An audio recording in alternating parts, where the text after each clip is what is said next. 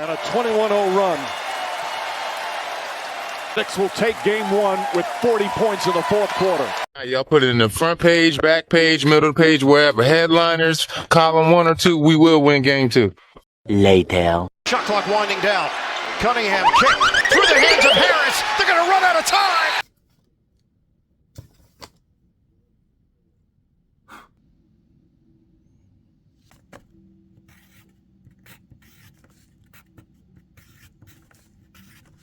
Yeah, play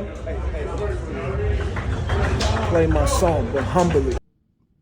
Say no more.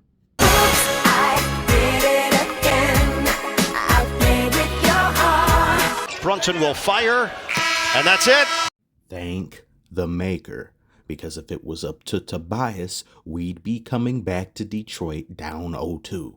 And it's not like he had a necessarily bad game. He just chose to be bad in the worst possible section of it, being the last few minutes of the fourth quarter. What exactly happened here? The ball was too heavy for you? You can't sit here and tell me this man isn't a double agent in the clutch. Negative hands. Hating hands if I've ever seen them, and Lord knows we don't need any more haters. Lethal doses of hating directed our way. The fans were hating, but I expect New York Knicks fans to hate on us with the way they act. My son said fuck Apple. He got the weed one. The refs were hating, especially in the fourth quarter. Even Google found time to join the hating festivities. What in the Space Jam score is this? And it's still there. At the time of making this video, it's still there. Which I only know because I had to get up to re-edit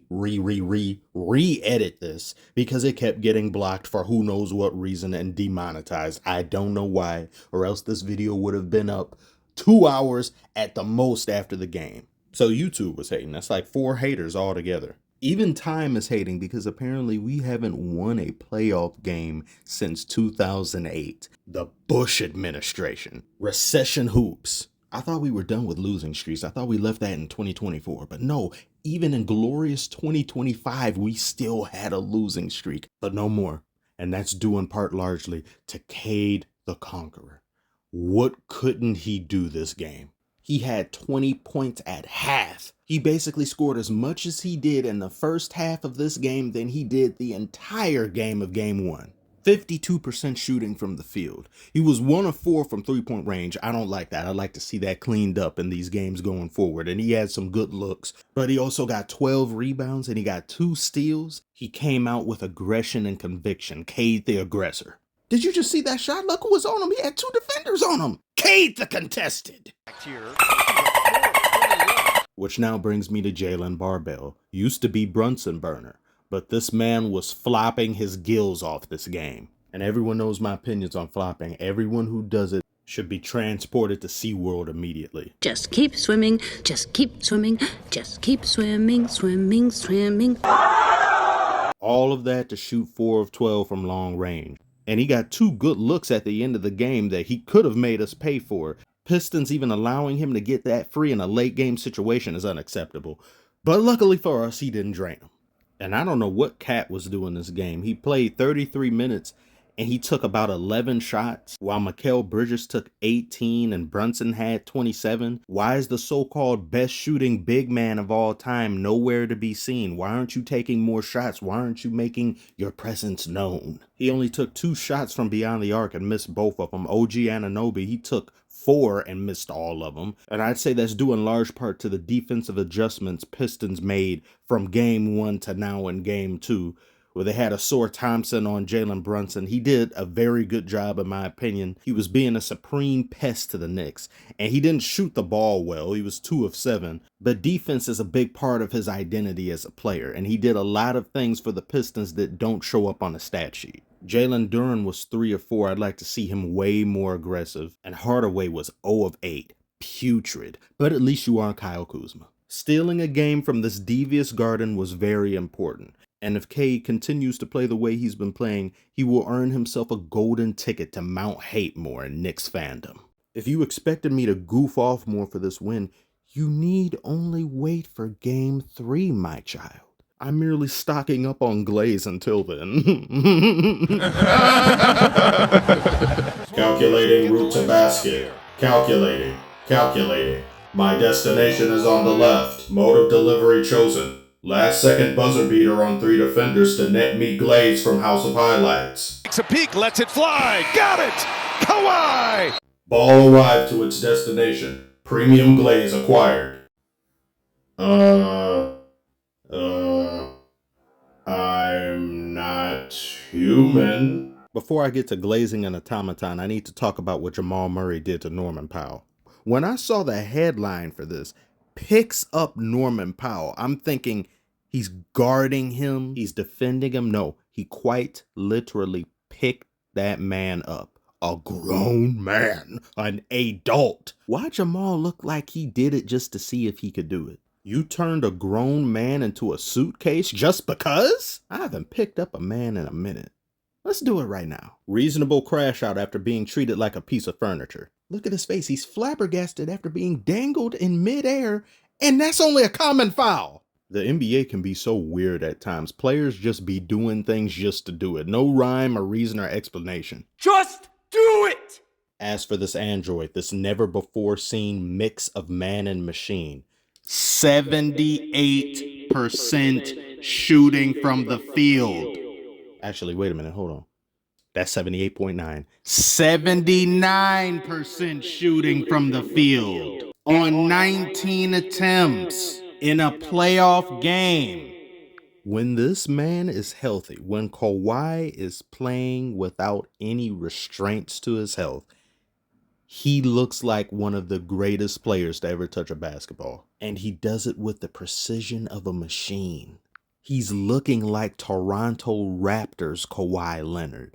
And he was injured then. He had some lingering injuries he was playing with. And he's playing right now like that wasn't 5 years ago. My past criticisms and what I've said about him and just this failure to play back-to-back, because he went years without playing back-to-backs, to me, that's just unconscionable. And I still think that if you can't play the sport of basketball without being brutally physically handicapped in certain ways, where you have to go whole seasons without touching a basketball, it would be better if you retire. But I don't know his medical concerns. I don't know any of those things. I'm only just looking at it from the outside looking in as a player.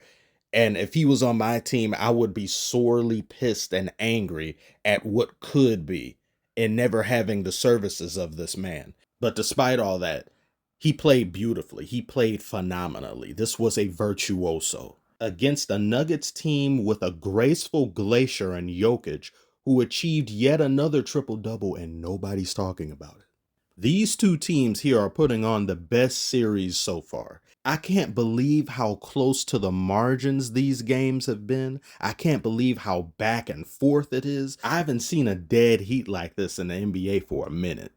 And I think every game in this series is going to be similar to this, where it's going to be down to 1 or 2 possessions. Any mistake made could cost you a game. I can't even talk bad about the system and Harden shooting 4 of 11 from 3-point range, 36%, because it just doesn't matter. This Clippers defense, too, is just really damn good. And how they've been addressing Jokic and how they've been trying to deal with him and trying to limit his overall effectiveness. This was a standout defensive maneuver to me. Look at how Harden and Chris Dunn rush Jokic from both sides simultaneously. That is so pristine if you're the defense, but so annoying if you're the offensive player in Jokic. This is what they're doing to this man.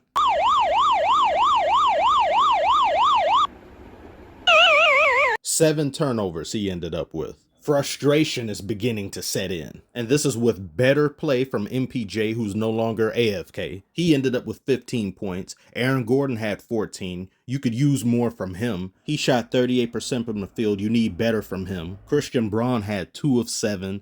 You need better production from him. It's going to get so close to the wire that even one player not shooting their best or not having the best night offensively could end up doing you in. Westbrook had a good game. He was 3 of 6 from the 3-point line.